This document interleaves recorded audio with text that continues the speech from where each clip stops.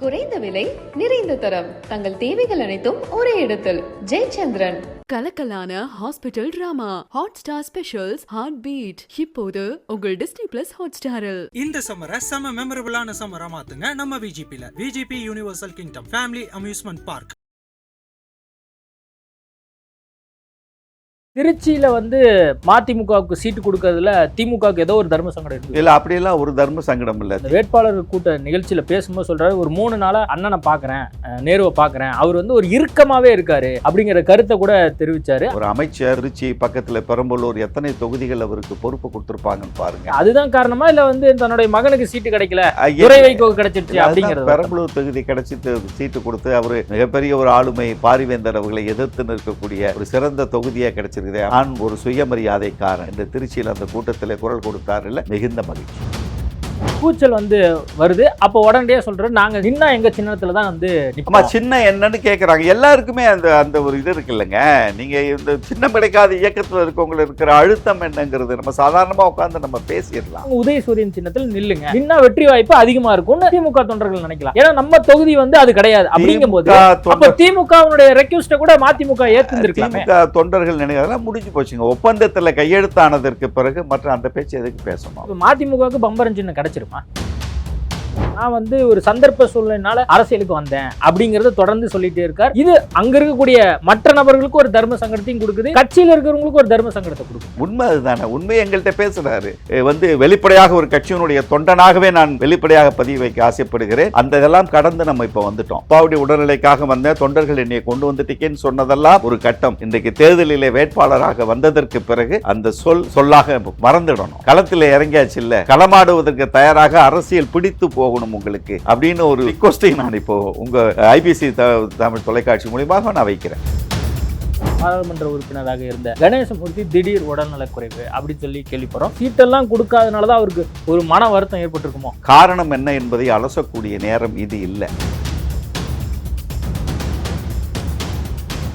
IBC Tamil நேயர்களுக்கு வணக்கம். இன்றைய நேர்காணலில் நம்மோடு இணைந்திருப்பவர் மதிமுகவின் மாநில இலக்கிய அணி செயலாளர் காரை செல்வராஜ் அவர்கள். வணக்கம் சார். வணக்கம். ரொம்ப மகிழ்ச்சி உங்களை சந்திப்பதில். நீண்ட நாட்கள் கழித்து ஆமாம், நாடாளுமன்ற தேர்தலுக்கு நம்ம பேசிட்டு இருக்க நாள் 25வது நாளில் தேர்தல் வரப்போகுது. தமிழ்நாட்டை பொறுத்த வரைக்கும் எப்படி இருக்குன்னு நினைக்கிறீங்க தேர்தல் களம்? இல்லை, கூட்டணிகள் நிறைய குளறுபடிகள் இங்கே இருந்து ஓரளவிற்கு கூட்டணி எல்லாம் நிறைவாகி இப்போ வேட்புமனு தாக்கல் பண்ணக்கூடிய சூழ்நிலைக்கு வந்திருக்கிறோம். எதிரி யார் என்பதை கூட்டணி கட்சிகள் அவர்களுக்குள்ளாக எதை எதிர்த்து இந்த தேர்தலில் பிரச்சாரம் செய்ய வேண்டும் என்கிற ஒரு சிந்தனை ஓட்டமும் கடந்த 2-3 நாட்களாக வந்து கொண்டிருக்கிறது. திராவிட மாடல் ஆட்சி இந்தியா கூட்டணியின் சார்பில் திராவிட முன்னேற்ற கழகத்தின் தலைமையிலான கூட்டணி பாசிசத்தை வீழ்த்துவோம், இந்திய ஜனநாயகத்தை காப்போம் என்கிற முழக்கத்தோடு தேர்தல் களத்தில் இறங்கி இருக்கிறது என்பதும், பாரதிய ஜனதா கட்சி ஒரு அணி, அதிமுக தேமுதிக தலைமையிலான அணி, 3 அணிகள் தங்களுடைய தேர்தல் பிரச்சாரங்களை துவங்கி இருக்கிற நேரம். மிக விறுவிறுப்பாக தான் அந்த தேர்தல் களம் தொடங்கியிருக்குன்னே சொல்லலாம். அதான் விறுவிறுப்பாக இருக்குது. அதே மாதிரி கட்சியினுடைய வேட்பாளர்களையும் கட்சிகள் அறிவிச்சிட்டாங்க. 2 விஷயம். ஒன்று திமுக அதிமுக 2 கட்சிகளுக்கிடையே தான் போட்டி அப்படின்னு பேசப்பட்டு இருக்கு. கூடுதலாக இப்போ பாரதிய ஜனதா கட்சியும் ஒரு மெகா கூட்டணியை அமைத்து இந்த தேர்தலை சந்திக்கிறாங்க அப்படிங்கிற பார்வை வைக்கப்படுது. 4வதா நாம் தமிழர் கட்சியும் களத்தில் இருக்கிறதை நம்ம பார்க்குறோம். இந்த 2 கட்சிகள் இந்த கூட்டணியை பற்றி நீங்கள் என்ன நினைக்கிறீங்க? இல்லை, மெகா கூட்டணின்னு நீங்கள் பாஜகவை சொன்னதை ஏற்றுக்கொள்ள முடியாது. திமுக, காங்கிரஸ், மறுமலர்ச்சி திராவிட முன்னேற்ற கழகம், விடுதலை சிறுத்தைகள், பொது உடைமை இயக்கம், கொங்கு தேசிய மக்கள் கட்சி, தமிழக வாழ்வுரிமை கட்சி, இந்திய தேசிய முஸ்லீம் லீக் என்று ஏற்கனவே களங்களை பார்த்த இயக்கங்கள் இணைந்திருக்கிறது தான் இது மகா கூட்டணி. பாரதிய ஜனதா கட்சியை பொறுத்தவரை 2 இயக்கங்கள் தான் முக்கியமான இயக்கங்கள். ஒன்று தலைமையாக இருக்கிற பாரதிய ஜனதா, 2வது பாட்டாளி மக்கள் கட்சி. மற்ற கட்சிகள் எல்லாம் ஒற்றை தலைவரை கொண்டு இயங்குகிற இயக்கங்கள். தேர்தலுக்காக மட்டுமே களத்திற்கு ஏதோ ஒரு இயக்கத்தோடு சேர்ந்து ஒரு சீட்டை வாங்கி தேர்தல் களத்தை சந்திக்கக்கூடிய இயக்கங்கள் தான் பாரதிய ஜனதா கட்சியில் இருக்கிறதே தவிர அந்த மகா கூட்டணி என்கிற நிலையில் அவர்கள் இல்லை. ஆனால் இப்போ என்னன்னா, திமுக வெற்றி பெறப் போகிறது என்கிற தமிழகத்தில் உட்பட புதுச்சேரி உட்பட 40 தொகுதிகளிலும் திமுக கூட்டணி வெற்றி பெறும் என்கிற ஒரு சூழ்நிலை இருக்கிற பொழுது, இப்பொழுது அதிமுக பாஜக இடையே என்ன பிரச்சனைன்னு கேட்டிங்கன்னா, அவங்க 2 பேருக்கு இடையில யார் 2வது இடம்? அதிமுக பொறுத்தவரை திமுகவுக்கும் எங்களுக்கும் தான் போட்டி என்று அவர்கள் சொல்ல, பாரதிய ஜனதா கட்சியில் இல்லை, திமுகவுக்கும் பாஜகவுக்கும் தான் போட்டி, அதிமுக களத்திலேயே இல்லை என்று சொல்லுகிற ஒரு அரசியல் சூழல் வந்திருக்கிறது என்பதை நீங்கள் பார்க்குறீங்க. இதற்கிடையிலே அதிமுக திமுகவை எதிர்த்தே தேர்தல் பிரச்சாரங்களை செய்து கொண்டிருக்கிற ஒரு சூழல். அது அவங்களுக்கு ஒரு நெகட்டிவ் பாயிண்ட் தான். பாராளுமன்ற தேர்தல் என்று வருகிற பொழுது மிக விரிந்த பார்வையில் தேர்தல் களங்களை சந்திப்பது தான் இயக்கங்களுடைய பணி. இப்போ பாரதிய ஜனதா கட்சியை பொறுத்தவரை பாரதிய ஜனதா கட்சி மத்தியில் ஆட்சி அமைப்பதற்கான அணி அமைத்திருப்பது என்பதும், இங்கே திமுக தலைமையிலான அணி இந்தியா கூட்டணி என்கிற ஒரு அமைப்பை உருவாக்கி பாஜகவுக்கு ஒரு டஃப் ஃபைட்டு கொடுத்துக்கிட்டு இருக்கிற ஒரு சூழ்நிலையில் தேர்தல் களத்தை சந்திக்கிற இயக்கங்கள் இது ரெண்டு தான்.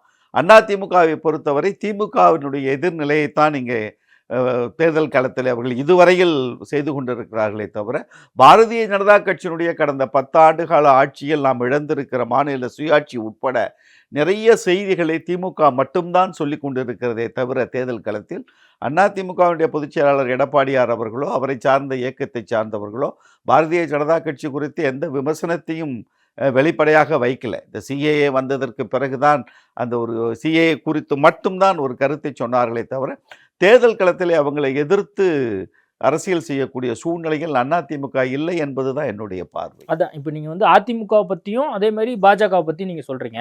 நாம் தமிழர் கட்சியை பொறுத்த வரைக்கும் பார்த்தீங்கன்னா சிம்பிள் ஒரு பிரச்சனையாக இருக்குது. அது குறித்து கூட துரை வைகோ அவர்கள் நேற்று செய்தியாளர் சந்திப்பின் போது ஒரு விஷயத்த சொல்கிறார். விடுதலை சிறுத்தையாக இருக்கட்டும், நாம் தமிழராக இருக்கட்டும், அதே மாதிரி எங்கள் கட்சியாக இருக்கட்டும், அந்த சிம்பிள் விஷயத்தில் தேர்தல் ஆணையம் ஏன் இவ்வளோ காலதாமதம் எடுக்கிறாங்க முடிவெடுக்கிறதுல அப்படிங்கிற மாதிரி ஒரு கருத்தை தெரிவிக்கிறார். அப்போது இதுக்கான காரணம் என்னவா இருக்கும்னு நினைக்கிறீங்க? இல்லை, ஜனநாயகத்தில் இந்த அங்கீகரிக்கப்பட்ட இயக்கங்கள் என்பது ஒன்று. அங்கீகரிக்கப்பட்ட இயக்கங்கள் பிற்காலத்திலே தேவையான தொகுதிகள் இல்லாமல், அந்த சதவிகித வாக்கு வங்கிகள் இல்லாமல் அந்த சின்னத்தை தக்க வைக்க முடியாத ஒரு சூழ்நிலை. அதற்கென சில கட்டுப்பாடுகள் இருக்குது. 6% வாக்குகள் வாங்க வேண்டும், 2 பாராளுமன்ற தொகுதியிலே போட்டியிட வேண்டும் என்கிற செயல்பாடுகள் எல்லாம் அதில் உள்ளே இருக்குது. ஆனால் இப்போ மறுமலர்ச்சி திராவிட முன்னேற்ற கழகம், நாம் தமிழர் போன்ற இயக்கங்கள்லாம் தொடர்ந்து மக்கள் இயக்கங்களாக மக்களுக்காக பணியாற்றி கொண்டிருக்கிற இயக்கங்கள். எனக்கு நாம் தமிழர் மீது பார்வை என்பது வேறு இருக்கிறது, அவர்கள் மீது எனக்கான விமர்சனம் இருக்கிறது. ஆனால் தேர்தல் களம் என்று வருகிற பொழுது இந்த களத்திலே இருக்கிற இயக்கங்களுக்கு சமநிலையான வாய்ப்பை வழங்குவது தான் ஜனநாயகம். அந்த தேர்தல் ஆணையம் அந்த அணுகுமுறையை கையாள வேண்டும் என்பதுதான் ரொம்ப முக்கியமானது. ஏன்னா ஏற்கனவே நாம் தமிழரை பொறுத்தவரை ஒரு சின்னத்தை பிரபலப்படுத்தி ஒரு 6-7% வாக்குகளை வாங்கி இந்த களத்திலே அவர்களுடைய இருப்பை தக்க வைத்திருக்கிற இயக்கம். அப்படி வேறொரு இயக்கத்தில் அந்த சின்னம் கேட்குறாங்க அப்படின்னு சொன்னால் தேர்தல் ஆணையம் தவிர்த்திருக்கலாம். இல்லை, ஏற்கனவே நாம் தமிழருக்கு நாங்கள் தமிழகத்தில் கொடுத்துருக்குறோம், அதனால் அந்த சின்னத்தை விட்டுட்டு வேறு சின்னத்தை கேளுங்க, ஏன்னா அவர்கள் அந்த சின்னத்தை கேட்கலாம்ங்கிற ஒரு செயல்பாட்டிற்கு தேர்தல் ஆணையம் வர வேண்டும் என்பது என்னுடைய கோரிக்கையாக கூட நீங்கள் எடுத்துக்கலாம். ஆனால் இப்போ என்னன்னு கேட்டிங்கன்னா, இப்போ சின்னம் கொடுக்கல, சின்னம் கடைசி நேரத்தில் கடைசியாக ஒரு 15 நாட்கள் மட்டும் இருக்கிற நிலையில் ஒரு இயக்கத்திற்கு சின்னம் கிடைக்கிற பொழுது அந்த சின்னத்தை கொண்டு போய் மக்களிடம் சேர்ப்பது என்பது மிகுந்த கட்டுப்பாடுகள் இப்போது தேர்தல் களத்தில். இல்லை, அதுதான் பார்த்தீங்கன்னா இப்போ புதிய கட்சிகளாக இருக்கட்டும், அதேமாரி நாம் தமிழராக இருக்கட்டும், மற்ற கட்சிகளுக்கெல்லாம் இதுதான் ஒரு சங்கடத்தை கொடுக்குது. அண்மையில் வேட்பாளர் அறிமுக கூட்டம் நடந்தது. அப்போ துரை வைகோ அவர்கள் கொஞ்சம் உணர்ச்சி வசப்பட்டு பேசின விஷயங்களையும் பார்த்தோம். துரை வைகோ பேசினால திமுகவுக்கும் அதிமுகவுக்கும் ஒரு தர்ம சங்கடம் ஆயிடுச்சு. அதுக்கு அவர் இன்றைக்கு வேட்புமனு தாக்கல் பண்ண உடனே அதற்கான பேட்டியை கொடுத்துட்டார். அப்படிலாம் ஒன்றும் இல்லை. தேர்தல் எந்த சின்னம் என்று கேட்கிற பொழுது அவர் வெளிப்படையாக சொன்னது, நம் எங்கள் தனி சின்னத்தில் தான் நிற்போம், எங்கள் சின்னத்தில் தான் நிற்போம், வேற சின்னத்தில் நிற்கக்கூடிய எண்ணம் எங்களுக்கு இல்லை என்கிற எண்ணத்தை பதிவு செய்வதற்காக பயன்படுத்தி இருக்கிறாரே தவிர, மற்றபடி அண்ணன் தம்பிகளாக இருக்கிறோம். நேரு எனக்கு அமைச்சர் நேரு அவர்கள் எனக்கு ஒரு தந்தையை போன்றவர், அவருடைய வழிகாட்டுதெல்லாம் தேர்தல் கிழமை நடக்கிறது என்று நேற்றைக்கும் பேட்டி கொடுத்திருக்கிறார். இப்போ திருச்சியில் மதிமுகவுக்கு சீட்டு கொடுக்கறதுல திமுகவுக்கு ஏதோ ஒரு தர்ம சங்கடம் இருக்கு. இல்லை, அப்படியெல்லாம் ஒரு தர்ம சங்கடம் இல்லை. திமுக திருச்சி தொகுதி எங்களுக்கு கிடைக்கும் என்று எங்களுக்கு நீண்ட நாட்களுக்கு முன்னாடி, கொஞ்ச நாளைக்கு முன்னாடி பார்த்தீங்கன்னா அந்த தொகுதியில் அவருடைய மகன் நிற்பாரு, நேரு மகன் நிற்பாரு அப்படின்னு பேசப்பட்டது. கடந்த காலங்களில் காங்கிரஸ் அந்த தொகுதியில் போட்டியிட்ட விஷயங்களையும் நம்ம பார்த்துருக்கோம். இந்த முறை ஏன் துரை வைகோவுக்கு திருச்சி தொகுதி கொடுக்கணும் அப்படிங்கிற ஒரு பார்வை இருந்ததாகவும், இந்த முறை நிறைய நேருவினுடைய ஆதரவாளர்கள் அதற்கு அதிருப்தி தெரிவித்தாங்க அப்படிங்கிற மாதிரி செய்திகள்லாம் நிறைய வந்துச்சு. இல்லை, அது திராவிட முன்னேற்ற கழகத்தில் எப்பொழுதுமே அதை நான் பார்த்ததில்லை இது வரைக்கும். விருப்பங்கள் இருக்கலாம், அதற்கான முயற்சிகள் செய்திருக்கலாம், அதையெல்லாம் மாற்று கருத்து இல்லை. ஏன்னா அந்தந்த இயக்கம் தங்களுக்கான தொகுதிகளை கேட்டு பெறுவதில்லை என்பது இந்த கூட்டணி கட்சியில் முன்ன பின்ன இருக்கும், அதெல்லாம் தெரியும். ஆனால் திராவிட முன்னேற்றக் கழகத்தை பொறுத்தவரை ஒரு நிலைப்பாடை தலைமை எடுத்து அறிவித்து விட்டால் அதை ஏற்றுக்கொண்டு களத்திலே பயணிக்கிறவர்கள் தான் திராவிட முன்னேற்றக் கழகமே தவிர, வேட்பாளர் தேர்வில் காங்கிரஸில் வந்திருக்கிற குரல் மாதிரி, பாஜகவில் வந்திருக்கிற குரல் மாதிரி திமுகவினுடைய கூட்டணி கட்சிகள் வேட்பாளருக்கு கூட அந்த அந்த குரல் வரல. இந்த வேட்பாளர் ஏன் இங்கே போடுறீங்க அப்படிங்கிறமான குரல்கள்லாம் வெளிப்படையாக வரவில்லை என்பதை எடுத்துக்கொள்ளணும். தலைமை எடுக்கிற முடிவை ஏற்றுக்கொண்டு கட்டுப்படுகிற இயக்கம் தான் திராவிட முன்னேற்றக் கழகத்தை இதுவரைக்கும் பார்த்துருக்கிறோம் தேர்தல் களத்தில். அதனால் அது ஒரு பெரிய விஷயம் இல்லை. அந்த மாற்றம் என்பது அரசியல் களத்திலே நடக்கக்கூடியது ஒன்று தான். ஒரு 5-6 கட்சிகள் இணைந்து களத்தை சந்திக்கிற பொழுது, இப்போ காங்கிரஸுக்கு பழைய தொகுதிகள் 2-3 தொகுதிகள் கிடைக்கல, புதிதான தொகுதிகள் கிடைச்சிருக்குது. கம்யூனிஸ்டுக்கு ஒரு தொகுதியில் மாற்றம் வந்திருக்கிறது. இப்போ நாங்கள் ஒரு 6 தொகுதியை நாங்கள் களத்தை தயாராக வச்சுருக்கிறோம். இந்த 6 தொகுதிகளையும் எல்லாமே நாங்கள் வச்சு தேர்தல் களத்திற்கு தயாராக இருக்கிற தொகுதிகள்னு 6 தொகுதிகள் லிஸ்ட்டு கொடுத்துருந்தோம். அதில் இறுதியாக விருதுநகர் கிடைக்கும், இல்லை திருச்சி கிடைக்கும் என்றார்கள். எங்களுக்கு ஒரு மாதத்திற்கு முன்னாலே தெரியும் திருச்சி தொகுதி என்பது திமுக தரக்கூடிய சூழ்நிலையில் இருப்பார்கள் என்பது தெரியுமே தவிர, அது அமைச்சர் நேரு அவர்களுக்கும் நன்கு தெரியும். இல்லை, இப்போ துரைவருக்கும் அந்த வேட்பாளர் கூட்ட நிகழ்ச்சியில் பேசும்போது சொல்கிறாரு, ஒரு 3 நாளாக அண்ணனை பார்க்குறேன், நேருவை பார்க்குறேன், அவர் ஒரு இறுக்கமாகவே இருக்காரு அப்படிங்கிற கருத்தை கூட தெரிவித்தார். அதே மாதிரி இருக்குன்னு கருத்துங்கிறது அவருடைய வேறுபட்ட சிந்தனையிலே விதைக்கப்பட்ட கருத்தாக அதை நம்ம எடுத்துக்க கூடாது. ஏன்னா அவருக்கு என்ன அழுத்தம் இருக்குன்னு தெரியுங்க. ஒரு அமைச்சர், அது போன்று தேர்தல் திருச்சி பக்கத்தில் பெரம்பலூர் எத்தனை தொகுதிகள் அவருக்கு பொறுப்பு கொடுத்துருப்பாங்கன்னு பாருங்க. எவ்வளவு ஒரு அழுத்தம். ஒரு அதுதான் காரணமா இல்லை தன்னுடைய மகனுக்கு சீட்டு கிடைக்கல, துரை வைகோ கிடைச்சிருச்சு அப்படிங்கிறது. பெரம்பலூர் தொகுதி கிடைச்சி சீட்டு கொடுத்து அவர் மிகப்பெரிய ஒரு ஆளுமை பாரிவேந்தர் அவர்களை எதிர்த்து நிற்கக்கூடிய ஒரு சிறந்த தொகுதியாக கிடைச்சிருக்குது. அமைச்சர் நேரு அவர்களை பொறுத்தவரை அவர் திருச்சி அந்த மண்டலத்தில் எந்த தொகுதிகள் நின்றாலும் வெற்றி பெறக்கூடிய வல்லமை பொருந்தியவர்கள். அந்த அளவுக்கு மக்கள் பணி செய்திருக்கிற அமைச்சர் அவர். இந்த திருச்சி மண்டலத்திலேயே தன்னுடைய கட்டுப்பாட்டுக்குள் வைத்திருக்கக்கூடிய ஆளுமை மிக்க தலைவர். அவருக்கு எங்கே கொண்டே நிறுத்தினாலும் அவர் மகன் இல்லை, திராவிட முன்னேற்றக் கழகத்தின் சார்பில் இருக்கிற அவருடைய மகனை வெற்றி பெற வைக்க முடியும் என்கிற நம்பிக்கை இருக்கு. பட் இருந்தாலும் தேர்தல் களம் ஒரு அழுத்தமானது தானே.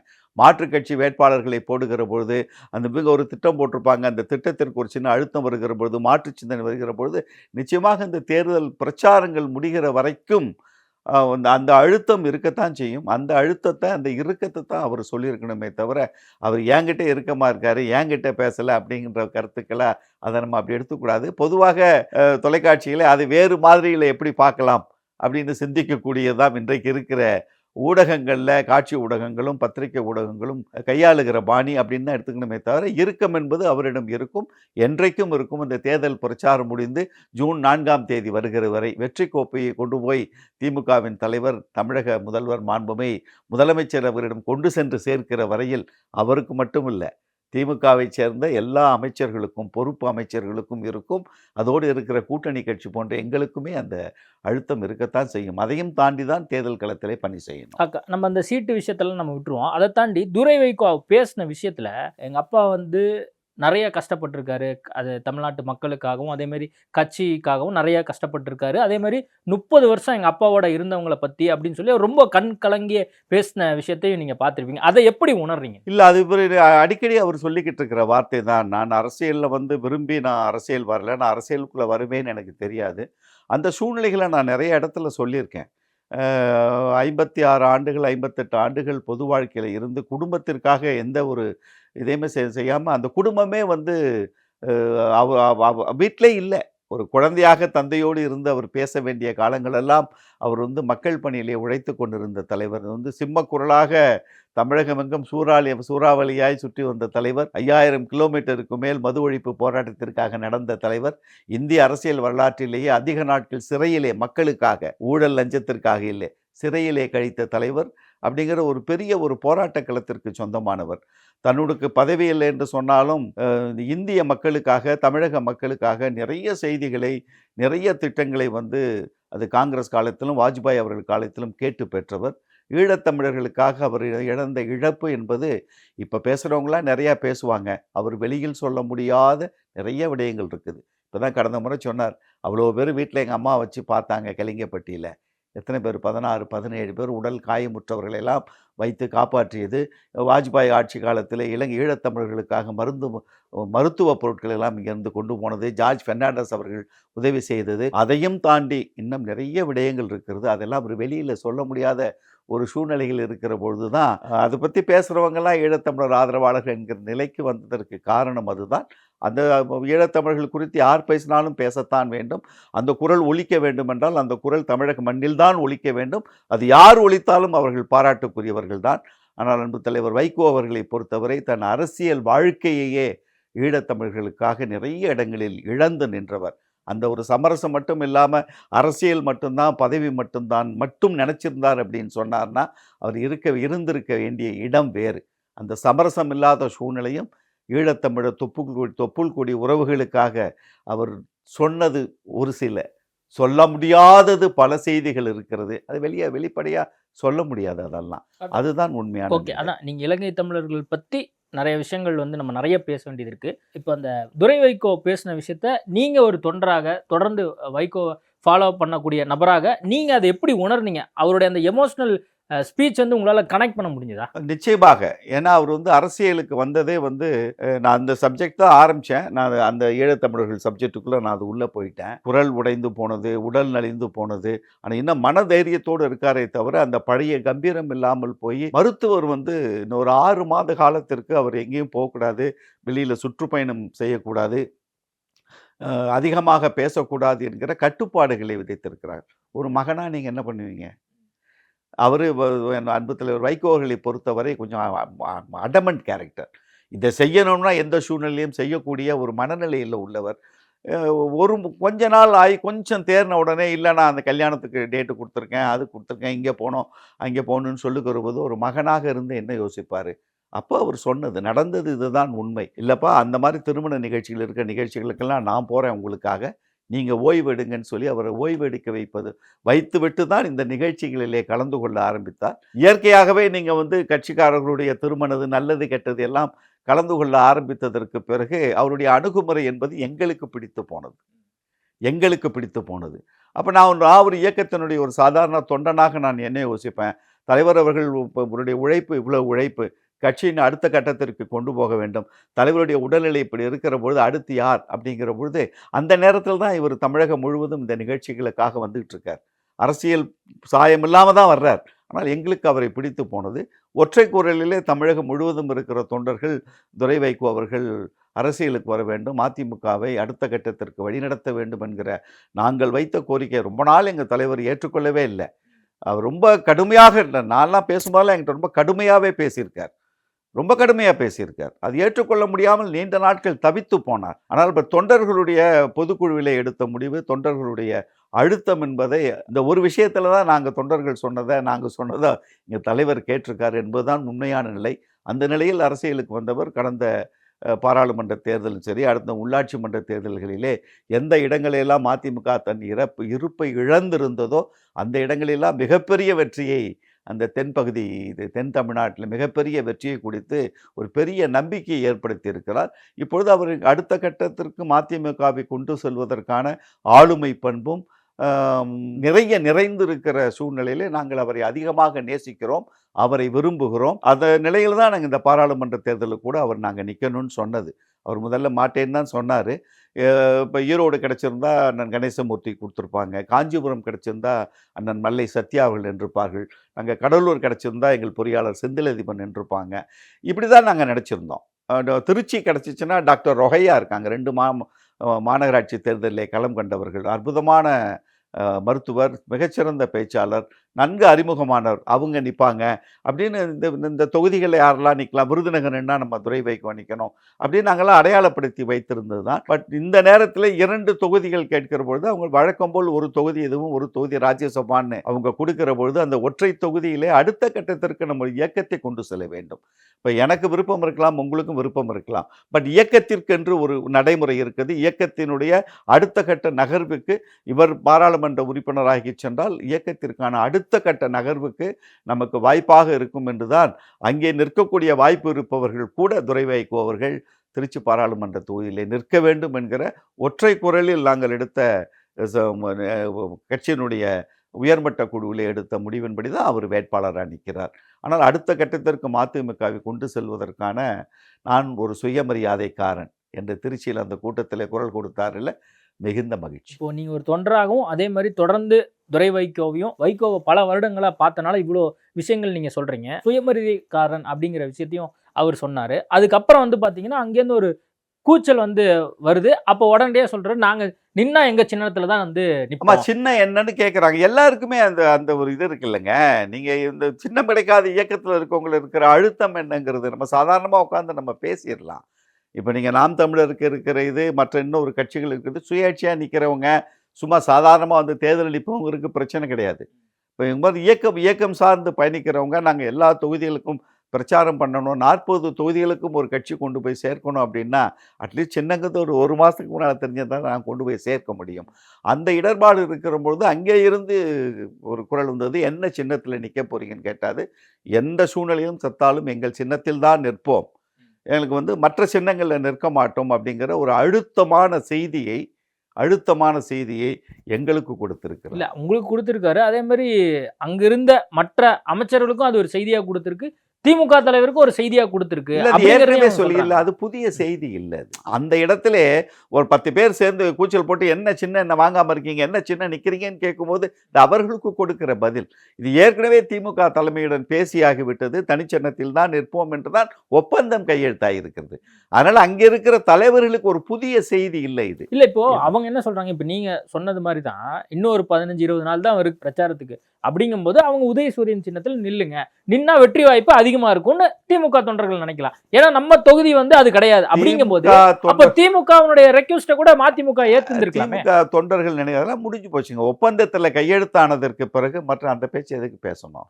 ஒப்பந்தம் கையெழுத்தாகிவிட்டது. ஒப்பந்தத்திற்கு முன்னால் நம்ம என்ன வேணா பேசலாம். ஒப்பந்தம் கையெழுத்தாயிடுச்சு இல்லை. திமுக தலைவரும் மதிமுகவினுடைய பொதுச் செயலாளர் வைகோ அவர்களும் கையெழுத்து போட்டாங்கல்ல, முடிஞ்சு போச்சு. அதற்கு பிறகான என்னுடைய விருப்பம் உங்க விருப்பம் எல்லாம் அது வந்து வாதத்திற்குரியது அல்ல. இல்ல இப்ப மதிமுகவுக்கு பம்பரம் சின்னம் கிடைச்சிருமா? இல்லை, இன்றைக்கு நீதிமன்றத்தில் தேர்தல் ஆணையம் வந்து கொடுத்துருக்குறாங்க. 2 தொகுதிகள் நின்றுருந்தாங்கன்னா நாங்கள் கொடுத்துருப்போம். ஆனால் ஒரு தொகுதியில் நிற்கிறதுனால தான் எங்களால் உடனடி கொடுக்க முடியல. பட் இருந்தாலும் இன்றைக்குள்ளாக அவர்களுக்கான சின்னத்தை நாங்கள் பரிசீலனை செய்து அறிவிக்கிறோன்னு இன்றைக்கு தேர்தல் ஆணையம் சொல்லியிருக்கிறது. ஆனால் ஒரு தொகுதி தான் எங்களுக்கு இந்த பாராளுமன்ற தொகுதி என்பதனால அவர்கள் பம்பரம் சின்னம் கிடைத்தால் எங்களுக்கு ஒரு மிக எளிதாக இருக்கும் எங்களுடைய பரப்புரைக்கு.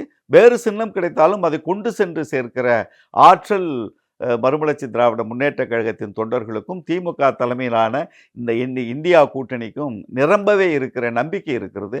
15 லட்சம் வாக்காளர்கள்ட்ட கொண்டு போய் 15 நாளில் சேர்த்துடலாம்.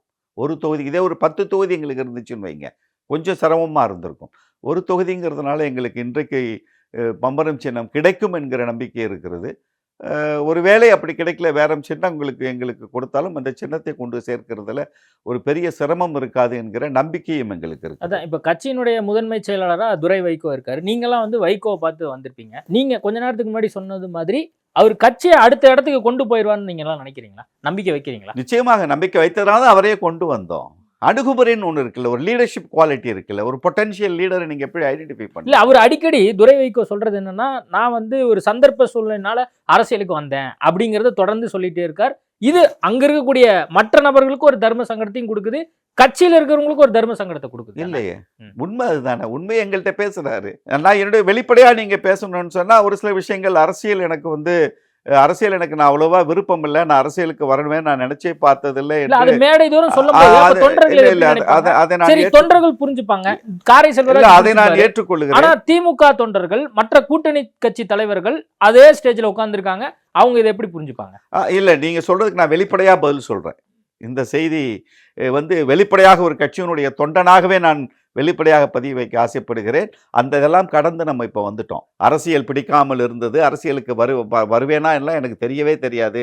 அப்பாவுடைய உடல்நிலைக்காக வந்தேன், தொண்டர்கள் என்னை கொண்டு வந்துட்டீங்கன்னு சொன்னதெல்லாம் ஒரு கட்டம். இன்றைக்கு தேர்தலிலே வேட்பாளராக வந்ததற்கு பிறகு அந்த சொல்லாக மறந்துடணும். களத்தில் இறங்கியாச்சு இல்லை, களமாடுவதற்கு தயாராக அரசியல் பிடித்து போகணும் உங்களுக்கு அப்படின்னு ஒரு ரிக்வஸ்ட்டை நான் இப்போது உங்கள் ஐபிசி தமிழ் தொலைக்காட்சி மூலியமாக நான் வைக்கிறேன். இனிமேல் அது போன்ற கருத்துக்களை பதிவு பண்ணுறதை குறைச்சிக்கு நீங்கள் கேட்குற கேள்வியில் நியாயம் இருக்குது, நம்ம அப்படி தான் பார்க்கணும். இல்லை, இதுவுமே அவர் தவிர்க்கலாம் அப்படிங்கறக்கான ஒரு பார்வையாகவும் இது வந்து நிக்குதுல்ல. நிச்சயம் நான் தான் வெளிப்படையா சொல்லிட்டேனே. அது உண்மை. அதுதான். அது இப்போ எங்கள் கட்சி தொண்டர்கள்ட்ட நிறைய தடவை சொல்லியிருக்காரு. இந்த மாதிரிலாம் நிறைய மாவட்டங்களில் பிரச்சனைகள் இருக்கு. எல்லா கட்சியிலையும் இருக்கும் இல்லைங்களா? நான் ஒன்று ஒன்றா சால்வ் பண்ணிட்டு வந்துட்டு இருக்கேன். நான் அரசியலுக்கு புதுசு. நான் என்ன அரசியல் தெரிஞ்சா வந்தேன். கொஞ்சம் டைம் கொடுங்க, நான் எல்லாத்தையும் சரி பண்ணிடுவேன்னு சொல்லதெல்லாம் ஓகே. இன்றைக்கு திருச்சி பாராளுமன்ற தொகுதியினுடைய வேட்பாளராக வந்ததற்கு பிறகு அரசியல் உங்களுக்கு பிடிக்கணும். அரசியல் பிடித்து போக வேண்டும். நீங்கள் அரசியல் செய்ய வேண்டும். அரசியலுக்கு பிடிக்காம இருந்து நீங்க வந்திருக்கலாம். அதெல்லாம் கடந்த காலமாக போகணும் என்பதுதான் என்னுடைய வேண்டுகோளாவே நான் ஐபிசி தமிழ் தொலைக்காட்சி மூலமாக நான் வைக்க ஆசைப்படுகிறேன். ஓகே, இன்னொரு விஷயம் என்னன்னா, இப்போ ஈரோடு பாராளுமன்ற உறுப்பினராக இருந்த கணேசமூர்த்தி திடீர் உடல்நலக்குறைவு அப்படின்னு சொல்லி கேள்விப்படுறோம். துரை வைகோ கூட போய் பார்த்துட்டு வந்தாரு. ரொம்ப சீரியஸாக தான் இருக்கார் அப்படின்னு சொல்லி அந்த சீட்டெல்லாம் கொடுக்காதனால தான் அவருக்கு ஒரு மன வருத்தம் ஏற்பட்டிருக்குமோ? ஒரு 50 ஆண்டுகளுக்கு மேலால திராவிட இயக்கத்தினுடைய பொது வாழ்க்கையில் இருந்த தலைவர் கணேசமூர்த்தியின் சாதாரண ஆளுங்க 3 முறை பாராளுமன்ற உறுப்பினர். கட்சி கூட்டத்தில் பேசினா திராவிட இயக்க சிந்தனையை தவிர வேறு எதுவும் பேச மாட்டார். அது மாதிரி பேசுகிறவர் இதெல்லாம் காரணம் இல்லை. நம்ம அதெல்லாம் பேசுறது எனக்கு உடன்பாடு இல்லை. உடல்நிலை தேறி வருவதாக இப்பொழுது செய்திகள் வந்திருக்கிறது. உடல்நிலை தேறி வரட்டும். ஒரு எலெக்ஷனில் சீட்டு கொடுக்கலைங்கிறதுக்காக ஒரு தலைவர் தற்கொலை முயற்சிக்கு போகக்கூடிய அளவுக்கு போகக்கூடிய செய்தி பேப்பர் நம்ம எல்லா பேப்பர்லையும் படிக்கும்போது தற்கொலைக்கான காரணம் போலீஸார் விசாரணை பண்ணிட்டு இருக்காங்க, தற்கொலை பண்ணிட்டாரு அப்படின்னு தான் வருது. ஆனா அவங்க குடும்பம் சார்பாகவும் எதுவும் அது அறிவிப்பு வரல, மதிமுக சார்பாகவும் எந்த அறிவிப்பும் வரல. துரை வைகோ பார்த்துட்டு எல்லாமே ட்ரீட்மெண்ட் போயிட்டு இருக்கு அப்படிங்கிறது மட்டும். துரை வைகோ அவர்கள் பார்த்துட்டாங்க. எங்க அன்பு தலைவர் வைகோ அவர்களும் போய் பார்த்துட்டு வந்துட்டாங்க. என்னால் பார்க்க வேண்டிய தலைவர் இந்த மறுமலர்ச்சி திராவிட முன்னேற்ற கழகத்திற்கு மட்டுமில்லை, திராவிட இயக்கத்திற்கே தேவையான தலைவர் அண்ணன் பாராளுமன்ற உறுப்பினர் கணேசமூர்த்தி அவர்கள் உடல்நிலை சரியாக வரட்டும். காரணம் என்ன என்பதை அலசக்கூடிய நேரம் இது இல்லை. அவர் உடல்நிலை சரியாக வந்ததற்கு பிறகு அவரே விரும்பினால் அதற்கான காரணத்தை சொல்லுவாரே தவிர நாம இதுவாக இருக்குமோ. ஏன் குடும்பத்தில் இருக்கவங்க இது வரைக்கும் ஒன்றும் வெளியில் சொல்லாமல் இருக்காங்க? சொல்ல மாட்டாங்க. எதுக்கு அதை போய் இப்போ வெளியில் சொல்லிட்டு இருக்கணும்? அதனால் பின்னால் வரும்பொழுது அதற்கான காரணங்கள் தெரியாமல் போகுதா? பின்னால் தெரியத்தானே போகுது. ஒரு வேளை அவர் கணேசமூர்த்தி யூடியூப் சேனல் விடாது. அது கேட்கட்டும். அதற்கான காரணங்களை அவரே சொல்லணும். நம்மளா யூகத்தில் அதுதான் நியாயமாகவும் இருக்கும். Okay, right. இப்போ இதை கடந்து பார்த்தீங்கன்னா, இப்போ அண்ணாமலை கோயம்புத்தூர் தொகுதியில் போட்டியிடுறாரு. இதை நீங்கள் எப்படி பார்க்குறீங்க? இல்லை, அவர் தேர்தலில் போட்டியிட மாட்டார் அப்படின்னாங்க. கோவை தொகுதியில் நரேந்திர மோடி அவர்கள் ரோட் ஷோ பண்ணும்போதே எனக்கு தெரியும். அந்த தொகுதியில் நிச்சயமாக அண்ணாமலைக்கோ இல்லை ஒரு அடுத்த கட்ட தலைவர்களுக்கோ அந்த கோவைக்கான ஒரு வாய்ப்பை உருவாக்குவதற்கு தான் அவர் 2.5 கிலோமீட்டர் பாரத பிரதமர், இந்திய ஒன்றியத்தின் பிரதமர் நரேந்திர தாமோதரதாஸ் மோடி அவர்கள் ரோட் ஷோ பண்ணாங்கன்னு தெரியும். கடுமையாக போராட வேண்டியிருக்கும். ஒரு 16.6% வாக்கு வாங்கினாதான் அந்த பிணைத்தொகையை டெபாசிட் வாங்க முடியும். அதை வாங்குவதற்காக போராடக்கூடிய இடத்தில் மட்டும்தான் அவர் இருப்பதாகத்தான் நான் பார்க்கிறேன். இல்லை, அப்புறம் அண்ணாமலை என்ன சொல்றாரு, நான் ஓட்டுக்கு காசு கொடுக்க மாட்டேன், ஆல்ரெடி என் மக்கள் நான் தமிழ்நாடு முழுதும் போயிருக்கேன், மோடி எனக்காக பிரச்சாரம் பண்றாரு, இது எல்லாமே எனக்கு சாதகமான சூழலா இருக்கு. தலைவரானதுலேருந்து நேற்றைக்கு வரைக்கும் அவருக்கு பேசியிருக்கிற பேச்செல்லாம் நான் விளையாட்டாக தான் பார்ப்பேன். ஒரு அரசியல் கட்சியினுடைய தலைவருக்கான அங்கீகாரத்தை நான் அவருக்கு கொடுப்பதற்கு தயாராக இல்லை. நான் தலைமை பண்பை பற்றி படித்தவன். லீடர்ஷிப் கொடுத்து பேச சொன்னீங்கன்னா நீங்கள் எத்தனை மணி நேரம் பேச சொன்னாலும் பேசுவதற்கு தயாராக இருப்பவன். உலகத்தில் இருக்கிற மிகப்பெரிய தலைவருடைய வாழ்க்கை வரலாறுகளை எல்லாம் ஓரளவிற்கு படித்து ஒரு தலைமை பண்பு மிக்க அரசியல் இயக்கத்தின் தலைவர்கள், ஒரு தலைமை பண்பு மிக்க ஒரு கார்ப்பரேட் இண்டஸ்ட்ரீஸ், ஒரு சாதாரண ஒரு மளிகை கடையில் இருக்கிற முதலாளியோட தலைமை பண்பு வரைக்கும் நான் மளிகை கடைக்கு போனால் கூட நான் அதை பார்ப்பேன். அவருடைய அணுகுமுறை, அவங்க காசு வாங்கி போடுறதுலேருந்து ஒவ்வொரு விஷயத்துலையும் அங்கே நடக்கிற ஒவ்வொருத்தையும் எப்படி கவனிக்கிறாங்கிற வரைக்கும் நான் கவனித்து பார்ப்பேன். அந்த வேளைக்கு நான் ரொம்ப உள் போய் நான் ரொம்ப ஆய்வு செய்யக்கூடிய ஒரு நிலையில் இருப்பவன் என்கிற நிலையில் அண்ணாமலை என்பவரை ஒரு தலைவராக ஒரு இடத்தில் வைத்து பார்க்கிற அளவிற்கான தகுதி அவருக்கு இருப்பதாக எனக்கு தெரியவில்லை. ஏதோ போகிற போக்கில் எதையாவது இந்த நெகட்டிவ்னு சொல்லுவாங்க பார்த்தீங்களா, நெகட்டிவ்னு சொல்லுவாங்க. நெகட்டிவாக நீங்கள் நிறையா விஷயங்களை பேச பேச பேச பேச அது போய் மக்கள்கிட்ட போய் அதிகம் சேரும் பாருங்கள். அந்த மாதிரியான நடைமுறையைத்தான் அவர் பின்பற்றுகிறாரே தவிர நேர்மையான அரசியல் பாதையை அவர் பின்பற்றி ஒரு தலைவராக இதுவரையில் அவர் பயணித்ததாக எனக்கு தெரியவில்லை. நான் அவருடைய பேச்சுக்களை நான் சிரித்து விட்டு கடந்து போகிற பழக்கம் உள்ளவன். நான் இறுதியாக கேட்க விரும்புறது, இப்போ பாஜக சார்பாக பல்வேறு நபர்களை அறிவிச்சிருக்காங்க வேட்பாளராக. தமிழிசை சவுந்தரராஜன், பொன் ராதாகிருஷ்ணன், அதே மாதிரி பார்த்தீங்கன்னா அண்ணாமலை, இந்த மாதிரி புதிய நபர்களை கடைசி நேரத்தில் அறிவிச்சிருக்காங்க. இது எப்படி பார்க்குறீங்க?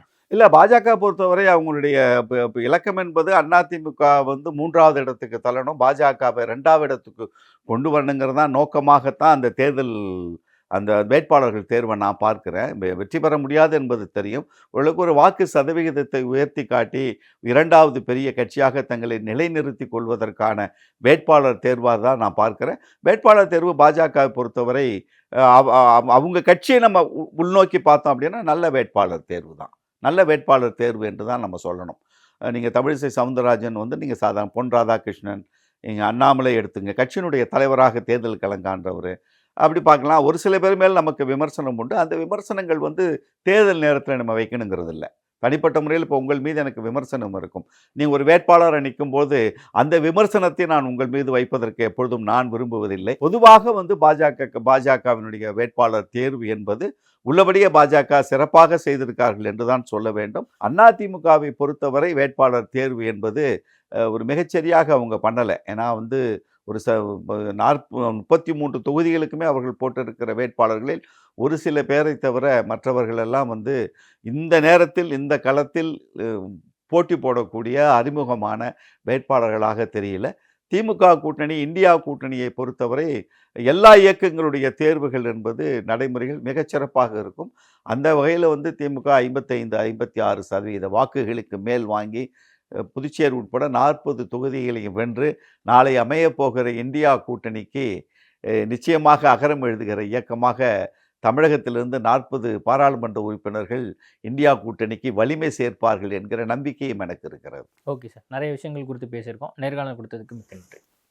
குறைந்த விலை நிறைந்த தரம் தங்கள் தேவைகள் அனைத்தும் ஒரே இடத்தில். ஜெயச்சந்திரன். கலக்கலான hospital drama Hotstar specials Heart Beat இப்போது உங்கள் டிஸ்னி பிளஸ் ஹாட் ஸ்டாரில். இந்த சம்மரை செம மெமரபிளான சம்மரா மாத்துங்க நம்ம விஜிபில. VGP Universal Kingdom family amusement park.